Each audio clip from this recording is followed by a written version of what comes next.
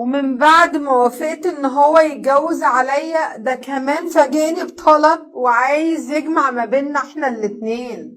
ومعانا واحدة بعتلنا مشكلتها على رسائل الصفحة، واقعة في مشكلة كبيرة جدا ومش عارفة تاخد او تختار المصير اللي هتتوجه له. فاحنا بعتت لنا الرسالة، احنا هنحاول نوجهها ونديها الرأي الصح يمكن تلاقي حل. بتقول انا بنت جميلة جدا من اسرة ميسورة الحال، مستوانا الاجتماعي كويس،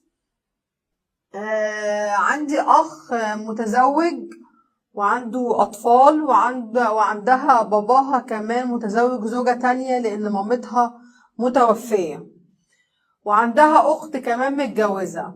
بتقول انا جميلة جدا، ومن زمان وانا صغيرة دايما الناس كلها تقولي انتي ما شاء الله على جمالك ده، ودايما يقولوا الاخت الصغيرة انتي مش حلوة ليه زي اختك الكبيرة، ودايما يقولوا ان انا اكتر واحدة هتجوز بسرعة جدا، يعني اكتر من اختي، لان انا فعلا جميلة جدا.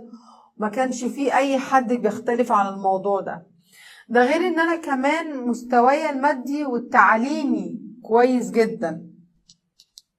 كنت بحب واحد زميلي في الجامعة، وكانت في ما بيننا قصة حب كبيرة قوي، وكنا متقربين من بعض وكنا دايما مع بعض، وبيسأل عليا وبنذاكر مع بعض يعني. وفعلا فعلا خلاص احنا وصلنا لمرحلة ان احنا اتفقنا ان احنا هنروح نفاتح اهالينا وهنتخطب رسمي، وبعدين نتجوز بعد ما نتخرج من الجامعة. وفعلا ده اللي حصل. رحت كلمت اهلي وفتحت معاهم الموضوع، وقالوا لي خلاص تمام، ما هو فعلا مناسب ليكي، ومادام انت بتحبيه وعايزاه مفيش مشكلة، وربنا يوفقك. هو لما راح فتح اهله كمان نفس الكلام، وكانت الامور كلها تمام. وفعلا جه قبل ميعاد ما يجي يتقدم لي باسبوع، وفجأة الاقيه بيكلمني بيقول لي انا مش مرتاح يا فلانة، انا مش هقدر اكمل معاكي. فقلت له ليه؟ ايه اللي حصل؟ لقيته بيقول لي ما حصلش حاجة، بس يعني صدقيني صدقيني انا وانتي لو كملنا مع بعض في الموضوع دوت واتجوزنا هيحصل بينا خلافات كتير قوي. وبعدين انت ناسيه المشاكل اللي كانت بتحصل لنا كل شويه قبل ما يعني قبل ما اقول لك ان احنا هنتقدم لبعض ونتجوز وكده يعني. انت عارفه اختلافاتنا. قالت لي بس المشاكل دي بتحصل ما بين اي اتنين مرتبطين، يعني ايه المشكله؟ ما كل المرتبطين بيتخانقوا. هو لو اي اتنين اتخانقوا ما كملوش مع بعض محدش هيتجوز. قال لي بصي صدقيني انا استخرت ربنا، وانا مش هقدر ان انا اجي اتجوزك او اخطبك من اهلك، فارجوكي ربنا يوفقك، وكل شيء اسمه نصيب، وربنا يكرمك في حياتك. طبعا انا من هنا اتصدمت، جات لي صدمة عصبية شديدة جدا، ما بقيتش عارفة اعمل ايه، ولا بقيت مصدقة ولا بقيت مقتنعة تماما باللي بيحصل. ويعني ايه حب سنين وعشرة وحياة ما بيننا وما بين بعض تنتهي كده في لمح البصر، عشان بيقولي انا مش حاسس بارتياح، وحاسس ان كل حاجة ما بيننا هتبقى مش تمام لو اتجوزنا. انا دخلت في نفسية، في صدمة عصبية، بقيت انام بالمهدئات، رحت الدكاترة، تعالجت كتير قوي علشان فعلا ما كنتش قادرة استوعب ان الشخص ده سابني كده من غير اي سبب. عدت سنتين من يعني انفصلنا عن بعض، وكنت ساعتها اتخرجت من الجامعة خلاص، وفعلا قررت ان انا هفكر في مستقبلي وفي حياتي، ومش هلتفت للشخص ده تاني. خلال الفترة دي كان بتقدم لي عرسان، وكنت بوافق ان العرسان دي يعني تيجي تشوفني واتعرف عليهم، يمكن ربنا يكرمني ويرزقني بابن الحلال واتجوز. وكان كل ما عريس يجي البيت بتحصل مشكلة، الموضوع ما بيكملش. فجأة يقفل موبايلاته ما يردش، فجأة الاقي مامته اتصلت، كل شيء اسمه نصيب، ربنا يكرمها مع حد غيرنا. ايه ده؟ في ايه؟ هو انا وحشة؟ هو انا معيوبة؟ هو انا فيا حاجة؟ هو انتوا مش كلكم كنتوا بتقولوا ان انا حلوة واي عريس يتمناني؟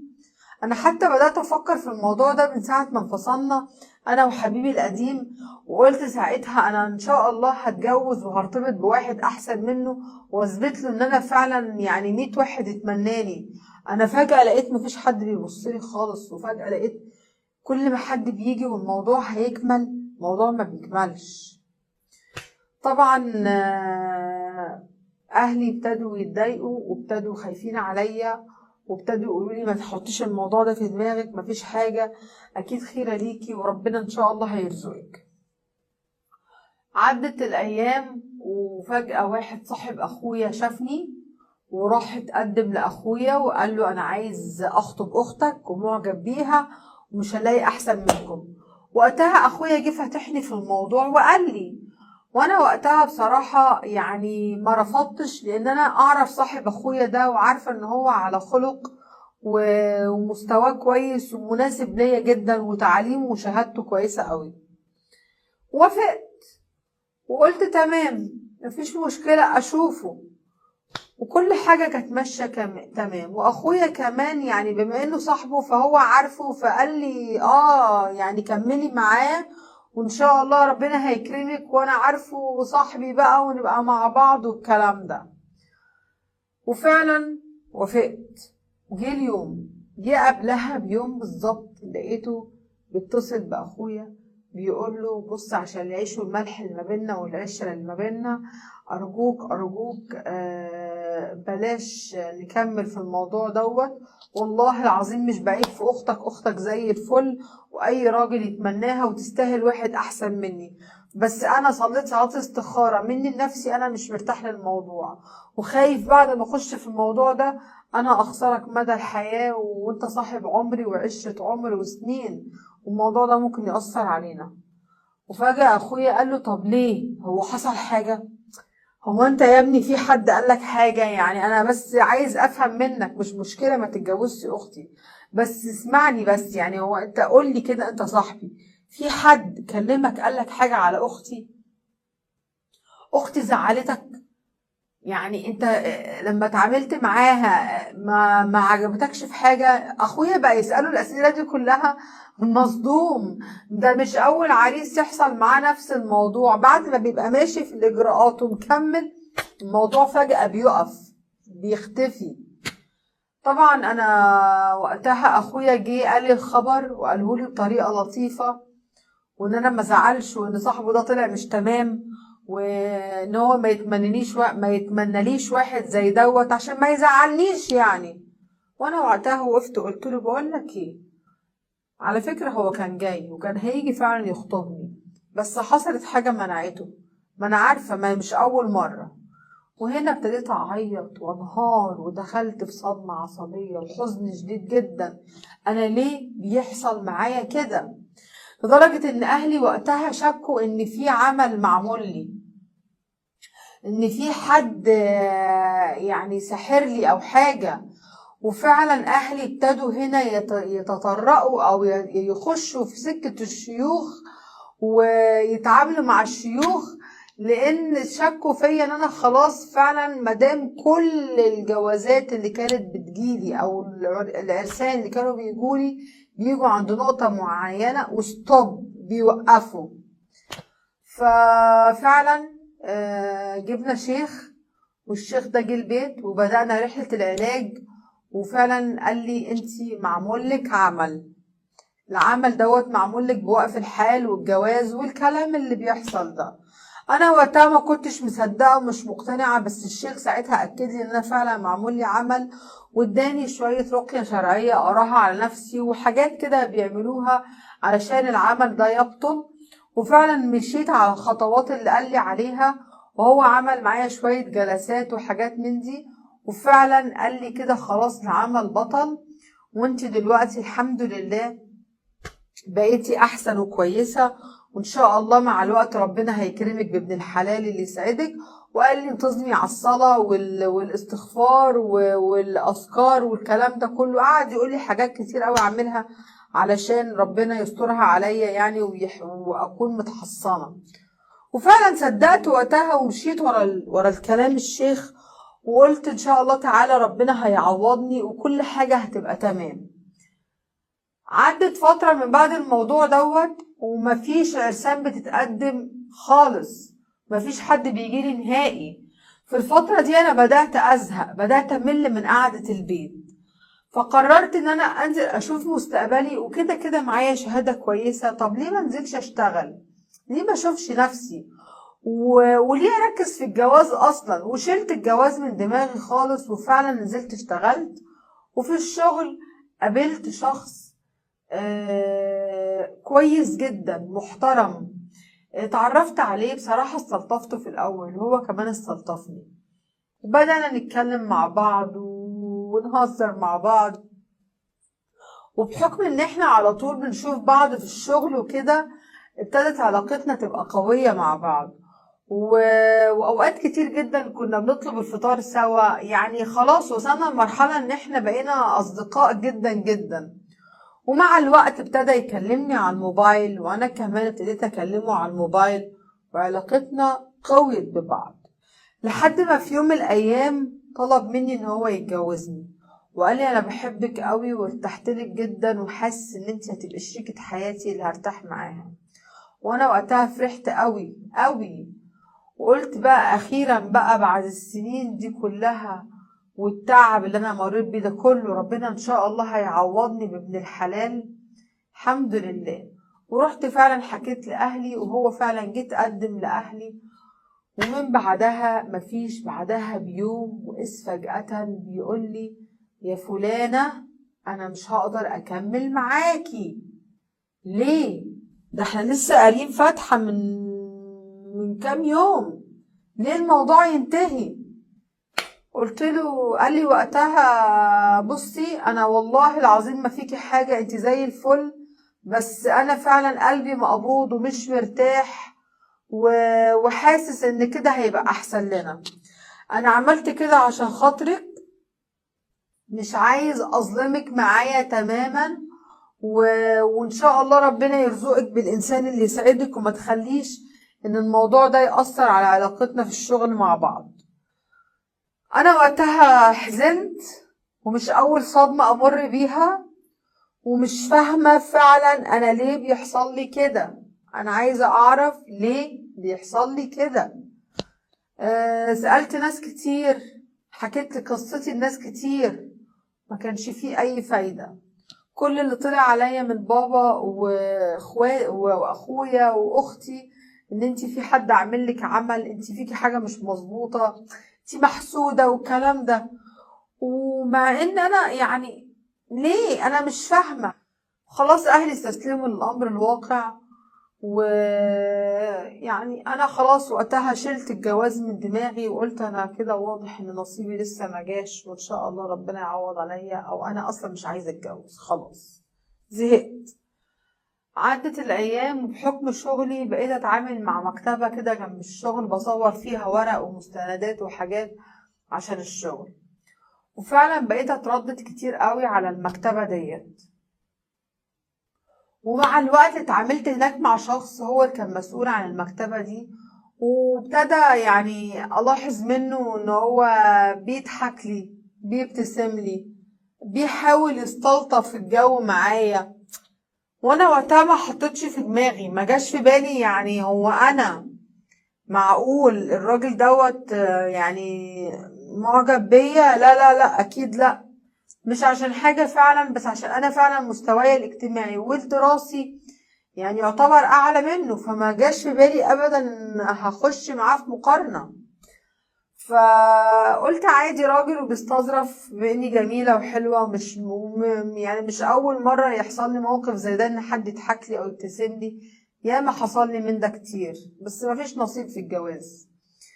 فعادي جدا عديت الموضوع. مع الوقت كل ما اروح له المكتبة لقيته يبص لي ويضحك لي، لحد ما جه في يوم قال لي انا معجب بيكي يا فلانة، لو تسمحي لي اديني رقم والدك عشان عايز اجي اخطبك. وقتها قلت له نعم، تيجي تخطب مين؟ لا طبعا انا مش موافقة، ورفضته. مش عشان حاجة، بس عشان فعلا هو مش ملاحظ فرق يعني الدراسي وفرق الاجتماعي اللي ما بيننا، وهو عارف كده. وقبل كده اتكلمنا وقال لي بتشتغلي ايه وعارف شغلانتي ايه وعارف ان انا يعني باين عليا ان انا المستوى بتاعي مختلف. فانا وقتها رفضت، قلت له لا انا مش هقدر ومش عايزه ومش حاسه حاجه من ناحيتك، ربنا يكرمك يا رب، ونفضت للموضوع. في يوم من الايام لقيت بابا جاي بيكلمني وبيقول لي في شخص اتقدم لك وعايز يتجوزك. انا وقتها اتصدمت، قلت له مين يا بابا؟ لقيته بيقول لي واحد اسمه فلان الفلاني وشغال في مكتبه كذا كذا كذا. قلت له نعم، فلان الفلاني؟ انا الشخص ده كلمني قبل كده ورفضته، هو ازاي يتجنن ويجي يكلمك؟ وبعدين هو عارف بيتي منين اصلا؟ لقيت بابا بيقول لي على فكرة هو حكالي على كل حاجة، وهو مشي وراكي لحد البيت وسأل عليكي في المنطقة وسأل علي، يعني سأل عليا الناس تحت والناس دلوه عليا، وجي اتكلم معايا وقال لي ان هو عايز يخطبك وشريكي ومستعد ان هو يعني يصرف في الجوازة نص بالنص وكل الامور تمام، وان هو عنده الماديات وقادر ان هو يتجوز. قلت له يا بابا انت بتتكلم بجد يا بابا؟ يعني انت فعلا مش شايف هو يعني مستواه ايه وانا مستوايا ايه؟ انت بتتكلم جد ولا انتوا يا جماعة في ايه مالكم؟ انتوا ليه بتعملوا معايا كده؟ هو عشان انا ما اتجوزتش كل ده خلاص عايزين نتجوز اي حد وخلاص؟ طبعا بابا وقتها كان متجوز وعنده مراته اللي هي مراته التانية، ومشغول معاها في مشاكلها، وهي اصلا ما بتحبنيش، مش بتطيقني قوي، يعني هي مرات اب في الاخر، انا عمري ما هبقى من لحمها ومن دمها وتحس بيا. واخويا متجوز وعنده مراته وبيته وعياله وكل واحد مشغول في دنيته، واختي نفس الكلام مشغولة في حياتها مع جوزها وعيالها، وانا الوحيدة كده اللي حاسة ان انا عايمة ومفيش ليا اي استقرار. فوقتها للأسف رضخت أوامرهم واستسلمت ووافقت إن أنا أرتبط بالشخص دوت وأتجوزه. وفعلا اتخطبنا، ووقت الخطوبة كان بيتعامل معايا كويس جدا، وخطوبتنا أصلا مطولتش، وبسرعة بسرعة خلصت، وجهزت شقتي وكل حاجة كانت تمام.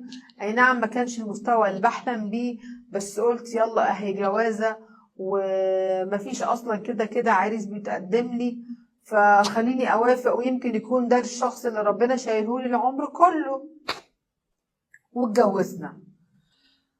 أول سنتين من جوازي اتعامل معايا باحترام جدا وكان ممتاز، وما كانش بيحاول يحسسني بأي فرق في المستوى الاجتماعي ولا الفكري ولا الدراسي ولا أي حاجة، ما حسيتهاش معاه تماما.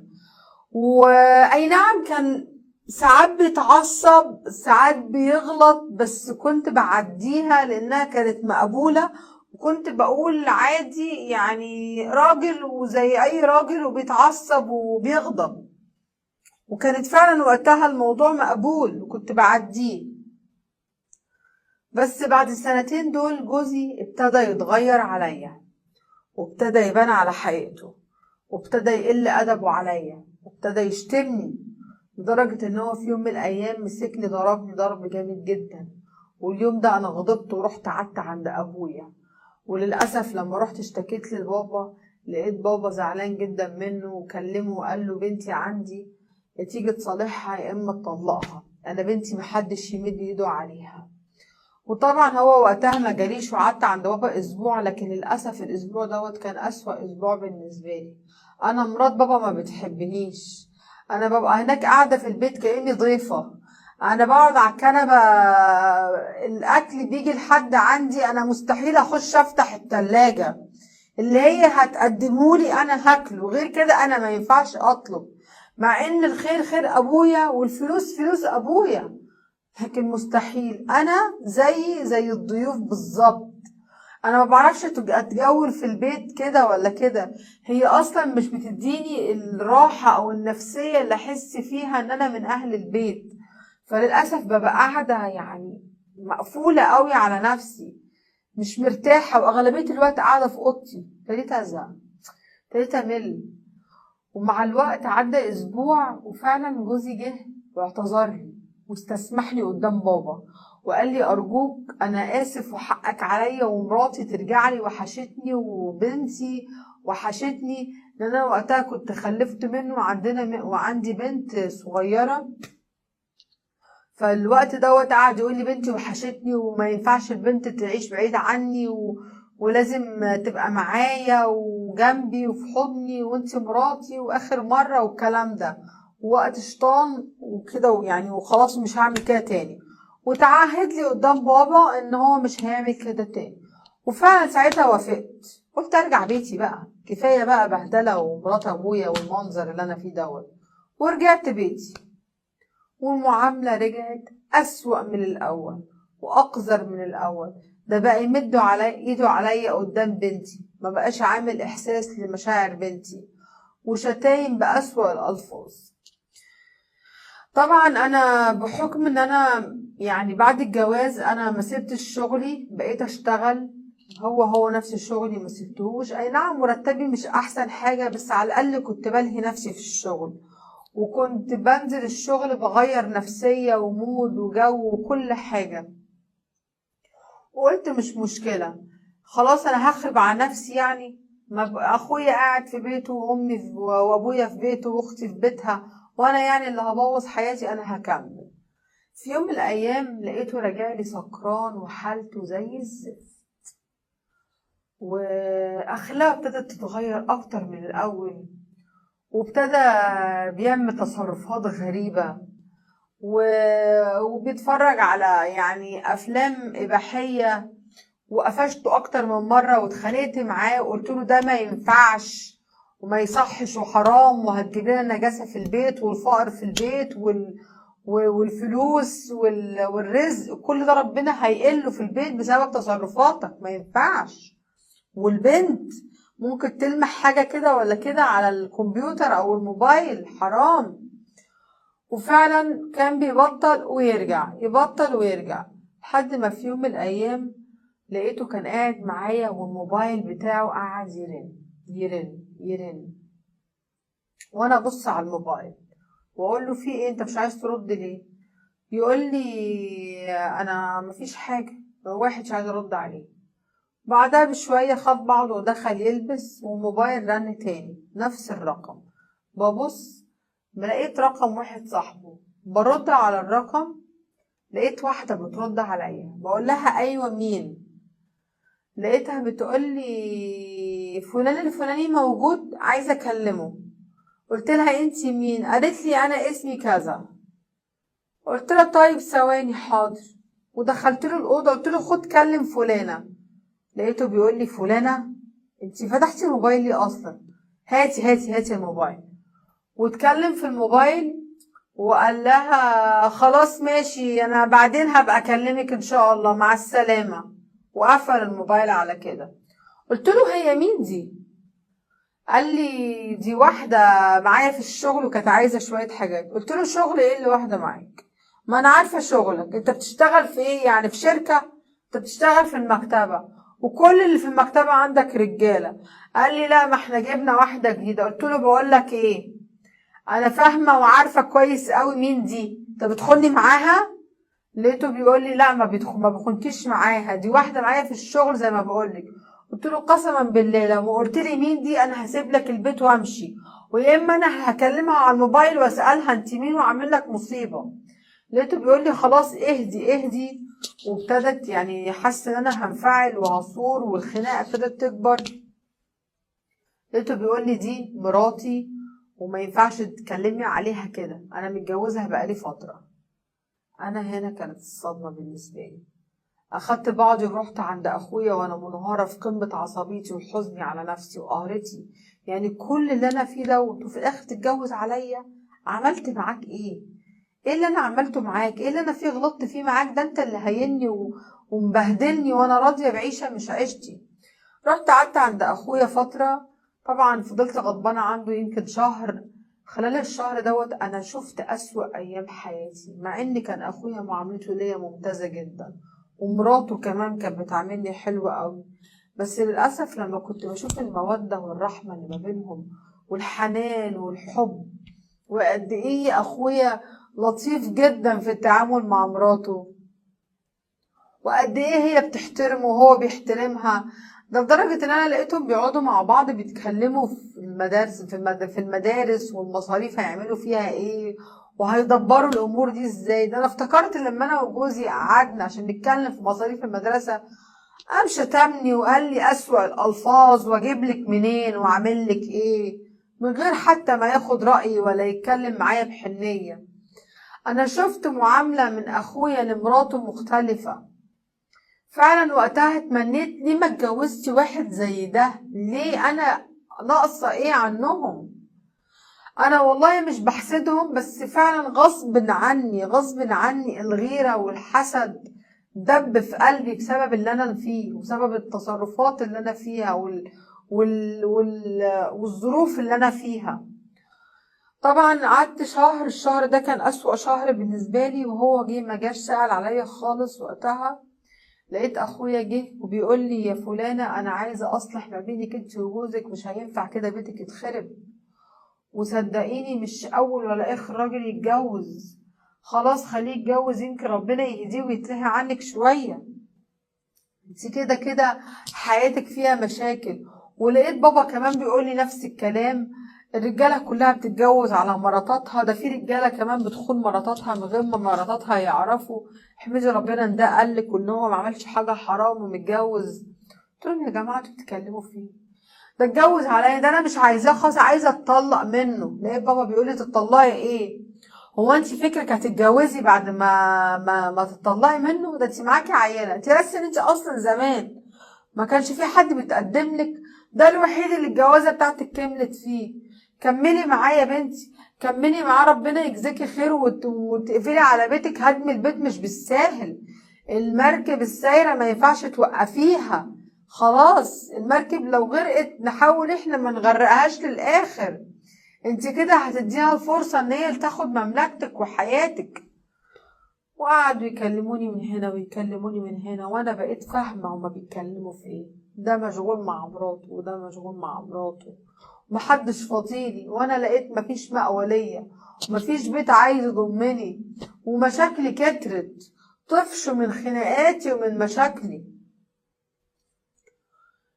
طبعا رضخت تاني لأوامرهم، وراحوا كلموا جوزي وصالحونا على بعض، وقال مش هعمل كده تاني، ومراتي ترجع لي البيت وبنتي ترجع لي البيت. ورجعت له البيت ورضيت باللي بيحصل. وأفاجئ بعد فترة جاي يقول لي أنا ظروفي ما بقتش تمام والمكتبة ما بقتش جايبة همها، أنا هسيب شقتي الإيجار اللي مقعد فيها مراتي وهجيبها تعيش معاكي هنا في الشقة. قلت له نعم، هتعيش معايا؟ انت كده اتجننت على الاخر، انا مستحيل اقبل، مش هتخش شقتي على جثتي. قال لي بصي تطلعي تنزلي هاجي، دي ظروفي، انتوا الاتنين تعيشوا مع بعض، انا هصرف على بيت واحد، انا مش هفتح بيتين. انت ليكي حياتك وهي ليها حياتها، ومش هتلاقيني مقصر معاكي في حاجة خالص، بالعكس انا يمكن اكرمك اكتر من الاول وما حسسكيش بالفرق دوت عشان تبقي مبسوطة وسعيدة.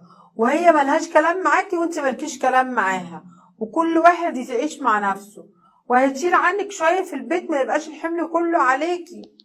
انا وقتها ما بقتش عارفة اعمل ايه، انا رضيت اوافق وكملت معاه علشان انا ماليش بيت اروحه، ماليش اهل واقفين في ظهري يطلقوني منه، واهلي كلهم خايفين عليا ان انا ما اتجوزش، وخايفين على بنتي انها تروح وتتبهدل في النص ما بيننا، وعارفين ان هو راجل مش كويس. ورضيت، قلت له ماشي انا موافقة خليها تيجي.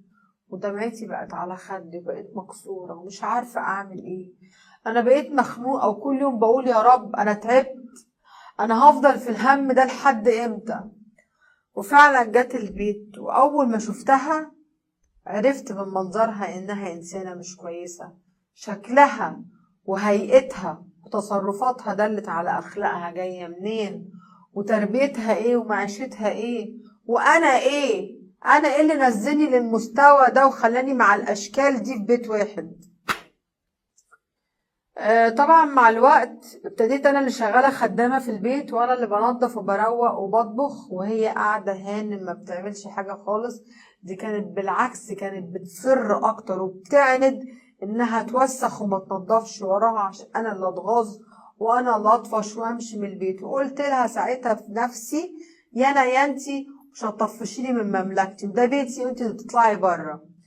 وسكت وكنت باجي على نفسي وبسكت. ورحت اشتكيت لجوزي اكتر من مره، مراتك بتعمل كذا وبتسوي كذا. هو مفيش فايده، كل ما يكلمها هي ألعن من الاول.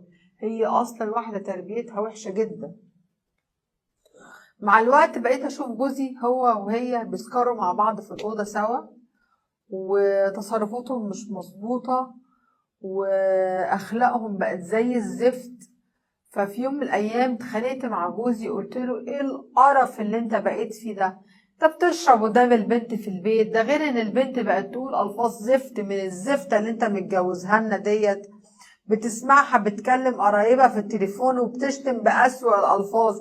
بنتك بقت بتقول نفس الألفاظ، انت مستني ايه؟ وكمان بتشرب، وكمان الأزايز اللي بتشرب فيها مرمية في المطبخ، في الزبالة، في الباسكت جوه. انت ايه اللي انت بتعمله ده؟ انت عايز بنتك توصل لمستوى ايه؟ انت ازاي مش خايف على بنتك؟ انا ايه اللي جبرني على العيشه ديت؟ انا عايزه اتطلق منك، ما بقتش طايقاك خلاص. وقتها قال لي طلاق ايه يا ام طلاق؟ انا عملت لك ايه؟ انت مالك؟ ما تشربي معانا ولا تعملي معانا وتفرفشي؟ مالك مقفله دماغك كده ليه وزهقانه؟ خناقاتك كترك وعلى طول مش حياتك مش عاجباكي، في ايه؟ واتخانقنا مع بعض خناقه كبيره، ووقتها ما بقتش عارفه اعمل ايه، وكنت راضيه بكل القرف دوت، وبقفل على بنتي وماسكه في نفسي وماسكه في بيتي، ومش عارفة خلاص اتكلم مع حد. رضيت مشيت في القرف ده، واتلهيت في شغلي واتلهيت في حياتي. لحد ما جه في يوم من الايام ولقيته بيطلب مني طلب صدمني، وكانت هي دي الناهية. بيقول لي انا عايز اجمع ما بينك انت ومراتي التانية مع بعض. قلت له نعم؟ ده انت كده اتهبلت. وقتها اتخانقت معاه، شتمته بأسوأ الألفاظ، وقلت له اقسم بالله لا اتطلق منك ومش عايزه اكمل معاك تاني، خلاص انا مش طايقاك. انت خلاص الفجر وصل بيك لاكبر مرحله، انا مش عايزه اعرفك تاني. فعلا وقتها غضبت ورحت قعدت عند ابويا وحكيت له على اللي حصل، وحكيت له على المصيبه ديت. ولقيت بابا بيقول لي ده اتجنن في عقله وكمان بيشرب، انت لازم تطلقي منه. وفعلا رحنا رفعنا عليه قضية طلاق، لأنه ما كانش راضي يطلقني ولا كان عايز يديني حقوقي. ولما رفعت القضية وأنا ماشية فيها دلوقتي في الإجراءات، ابتدى يحس إن أنا موقفي أقوى من موقفه. فدلوقتي هو عمال بيرجع لي وعايز يرجع لي، بيقول لي آخر مرة وسامحيني ومش هتتكرر تاني وحقك عليا وأنا آسف وزلة شيطان والكلام ده. وأنا مش موافقة ومش عايزة أرجع له، مش عارفة أعمل إيه. أوافق على الطلاق وارجع، يعني أوافق على الطلاق وارجع أعيش عند أبويا ومرات أبويا اللي مش طايقاني، واخويا اصلا عنده بيته وحياته، واختي اديكوا شايفينها الحمد لله عايشه مع نفسها وما بتسالش فيا من كتر مشاكلي، وجوزها اصلا ابتدى يزهق من مشاكلي ومش عايزه تتعامل معايا عشان ما اخربش عليها. هو شايف كده من وجهه نظره. ولا اوافق وارجع لجوزي واسكت وارضى بالوضع اللي انا فيه؟ انا مش عارفه اعمل ايه. وطبعا كانت هي دي المشكله اللي مبعوتلنا. مشكلتك صعبة جدا بس الحل في ايديكي. انت بنت ناس ومتعلمة ومعاكي شهادة، واهلك ميسورين الحال، يعني اهلك ممكن يساعدوكي وشهادتك ممكن تساعدك، ما عندكيش غير بنوتة واحدة. انا من رأيي تحاولي تربي بنتك دي لوحدك، وتحاولي تأجري بيت وتعيشي مع بعض فيه لوحدكم، وتقفي على رجليكي لو انت تقدري تعملي كده.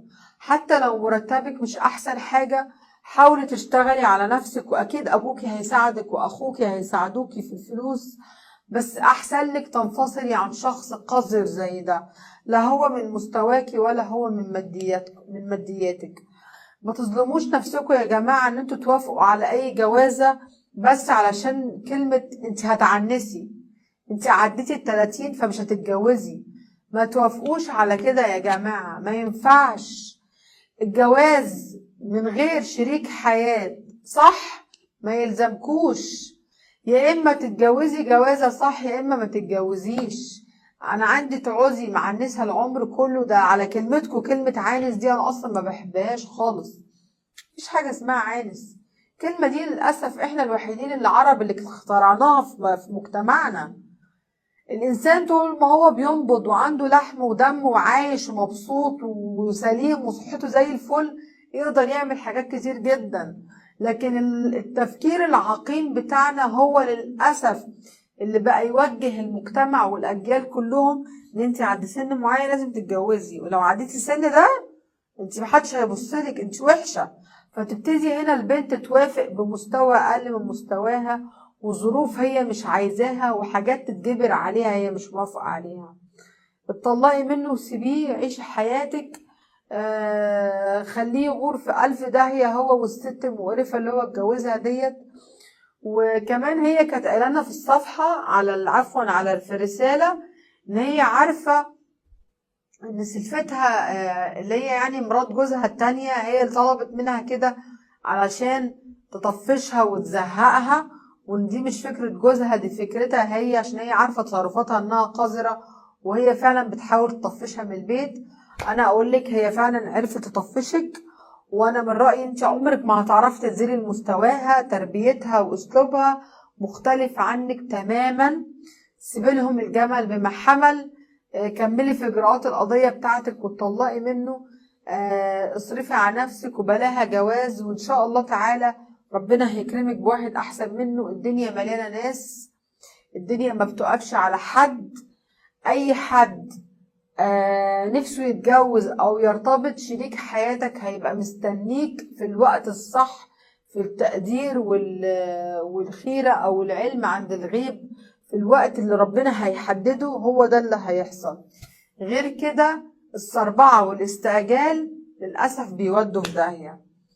دي كانت وجهة نظري، اللي عنده برضو وجهة نظر يكتبها في الكومنتات وهي هتتابعها. وانتوا لو عندكم كمان مشكلة ابعتوها لنا على رسائل الصفحة. اشوفكم في يوم جديد وحلقة جديدة، في امان الله.